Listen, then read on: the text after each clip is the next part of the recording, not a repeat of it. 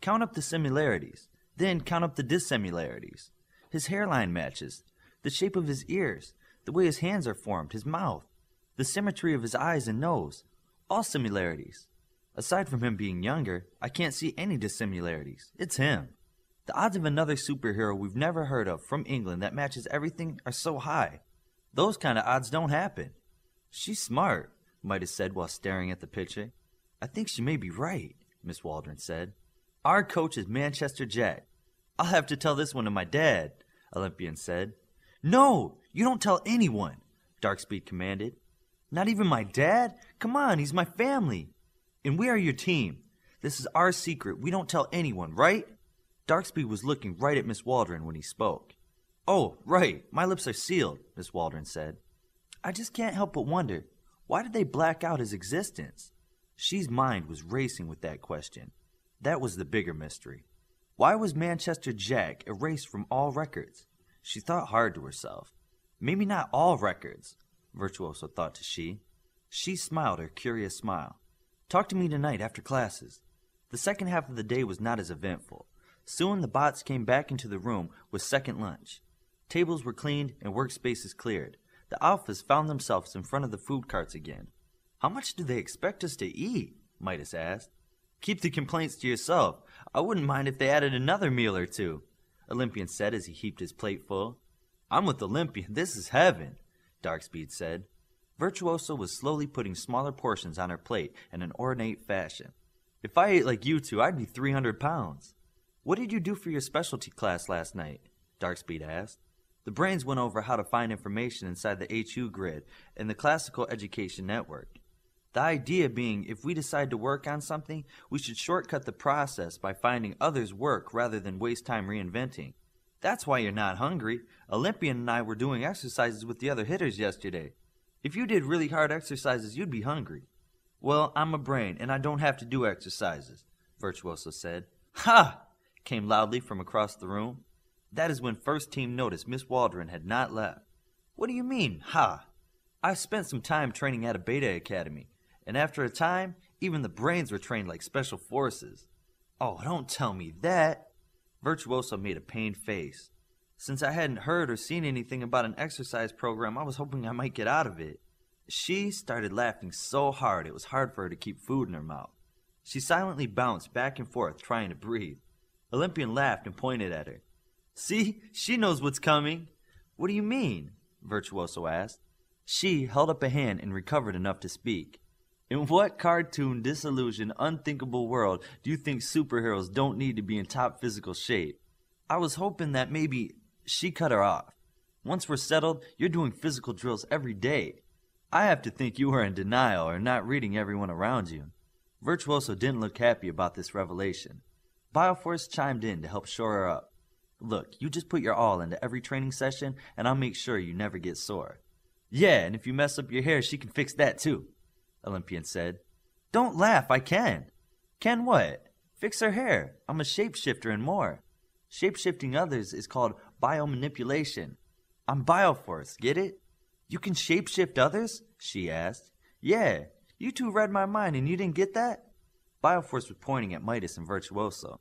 No, I just got the highlights and moved on. I guess I didn't understand the term, Virtuoso said. So you could style someone's hair just by touching them? She said. Sure, wanna see? I'd love to. Pick a color, any color, and don't worry, I can change it back easy, Bioforce said as she placed a hand on She's forearm. How about a Chibiusa? A what? She means the girl on Sailor Moon with the pink hair, Virtuoso chimed in. Oh, pink hair it is, Bioforce said as she changed her friend's hair color. I need a mirror, she said.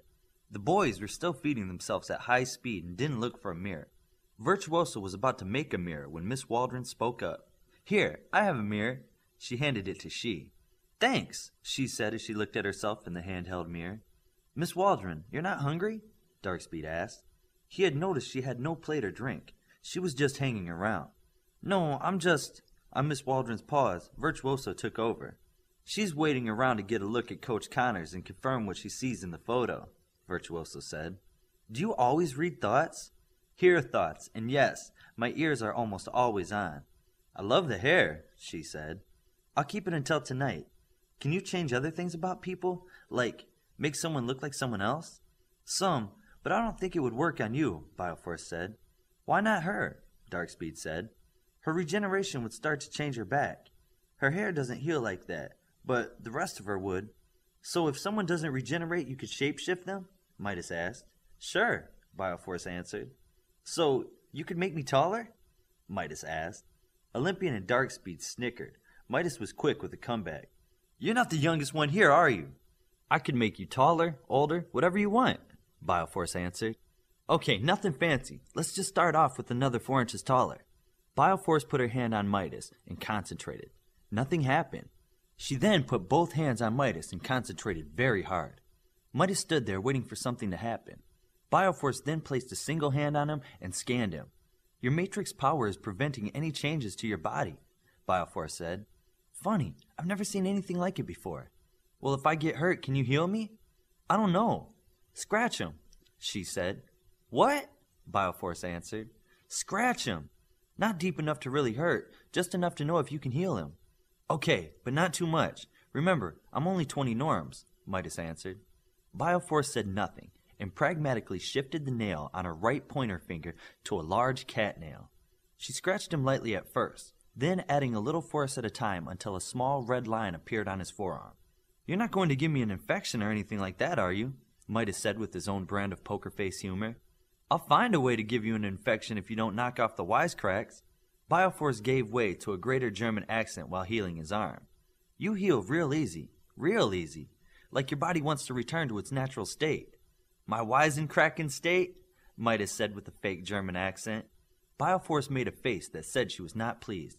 She then pinched his arm. Ow! Hey, what was that for? Just diagnosing my job, making sure your nerve endings are working. You know, pain receptors all firing. Well, it hurt. No super body on me, remember? Bioforce, say you're sorry and you won't pinch him again, Darkspeed said. Bioforce looked at Midas, rubbing his arm. Hold still. She touched his arm and completely healed him. I'm sorry I pinched you, and I won't do it again so long as you don't make fun of me. That's a qualified apology, Midas said. Yes, and it's the best you're going to get.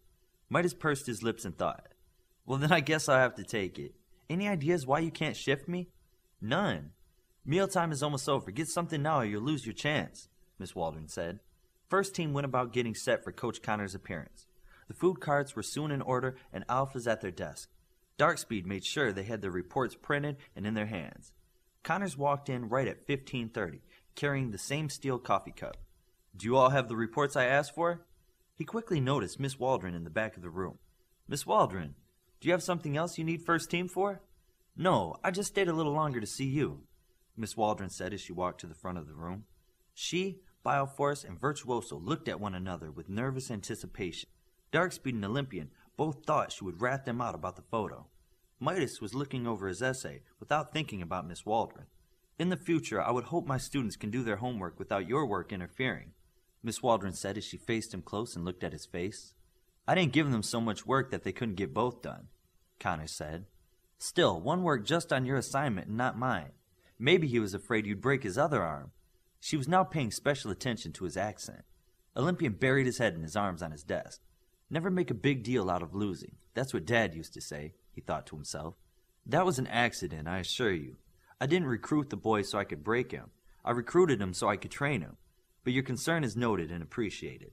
Miss Waldron was now convinced more than ever he was Manchester Jack. Then I'll see everyone tomorrow. Don't forget to do my homework tonight, she said to her class. Virtuosa read her thoughts as she was leaving. She's sure it's him, she thought to the others, minus Darkspeed. Darkspeed had collected the reports and handed them to Connors. Connors said nothing, just sat on the front edge of the raised floor. He read the reports fast, one every few seconds. He then read them a second time slower. Your answers are primitive, unrefined, and lacking in genuine conviction. Connors watched the group deflate. However, you are on the right track, and I set you up for failure, he admitted. What? Olympian said. Quiet, Darkspeed said and made a motion for him not to interrupt. No, it's all right, Darkspeed. I can defend myself. Ask your question, Olympian. Why would you set us up for failure?